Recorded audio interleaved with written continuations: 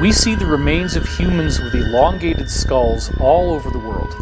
When you look at Egypt, there are countless depictions of the pharaohs having these weirdly elongated skulls. This includes Akhenaten, Nefertiti, and their daughter Meritaten. In the case of Meritaten, there are multiple granite busts that you can see that were carved of her, in which she clearly has no hair and has this freakishly elongated skull. And remember, this is a culture that was apparently building pyramids at the time that these sculptures were made. The people with the elongated skulls had apparently been keeping their lineage secret and hidden in the Egyptian priesthood. But then remember that Egypt became weak and it was conquered by Rome.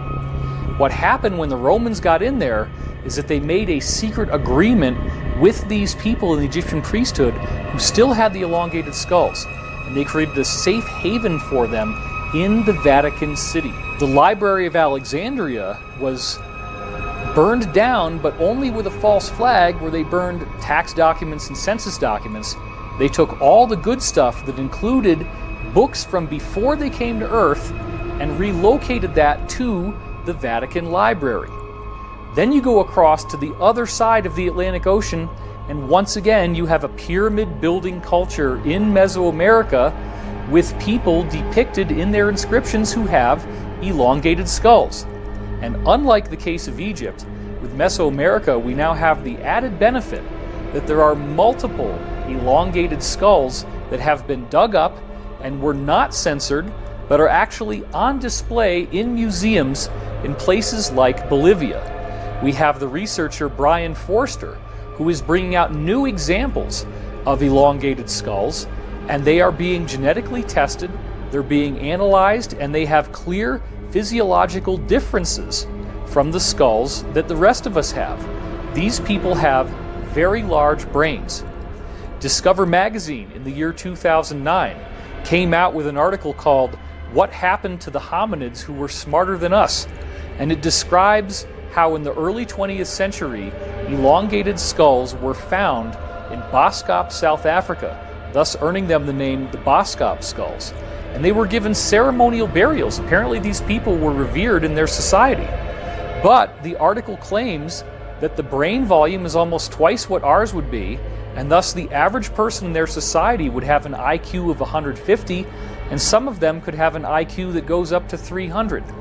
These weird elongated skulls were also found in a dig in Siberia in a town called Omsk, and the men who dug them up were so afraid that many of them actually started crying and left their jobs and refused to come back.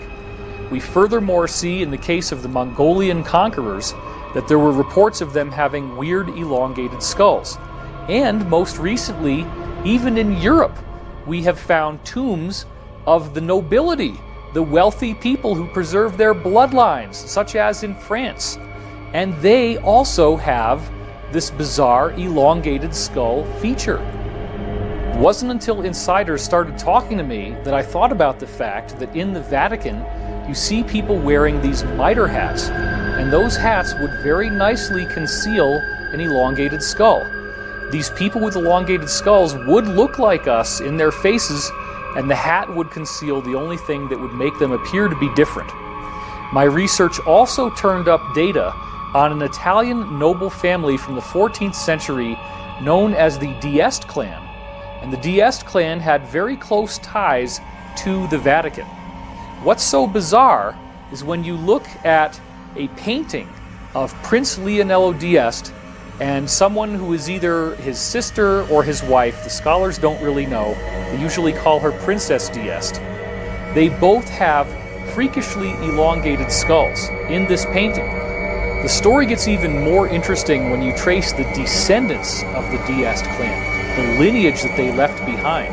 For what you find is that King George I, who began ruling in 1714, was a direct bloodline descendant of these people who obviously had the elongated skulls in the 1400s. And then you find out that a variety of earlier British consorts, meaning nobility, also were direct descendants of the d'Este clan. Then it gets even more outrageous when you discover that the royal families of Norway, Sweden, Spain, and Denmark are all descendants of the same elongated skull Diest clan. And let's not forget that only recently we found royal tombs in France and other countries in Europe in which the nobility again had these elongated skulls. And if you think this only has to do with divine right of kings and European nobility, you would be wrong. In 1988, an article in the New York Times traced fully 13 out of all of the 40 US presidents at the time as having a direct bloodline connection to European nobility. In 2012, a 12-year-old girl named Brigitte d'Avignon actually did a much more complex genealogical study of the US presidents using the power of the internet and computers. On the School Watch tonight, the story of a 7th grader from Salinas who claims to have made a major discovery about President Obama. She and her grandfather say that President Obama is related to all but one U.S. president. And she found that 42 out of 43 U.S. presidents all had a common ancestor in King John I from England. And this is not just any old king. This is the guy who actually chartered the Magna Carta, which became the defining element that turned into the British Constitution. D'Avignon says she spent countless hours on the internet over the summer researching the lineage of our presidents, a project that started with her trying to trace her own family tree. But I'm the first historian to do all the presidents. So that's almost all of the US presidents that we've ever had. The bottom line is these people are tracking their lineage, they're tracking their bloodline, and they're making sure that their own people get steered into the positions of the highest power and influence worldwide, including the United States of America. Within secret societies, there can be both good and bad people, white hats and black hats. So many of these secret societies are, of course, involved in very dark practices. But there are also secret societies out there that are harboring knowledge and information and technology to keep it out of the hands of the deep state or the black hats or the people that would do detriment with these technologies.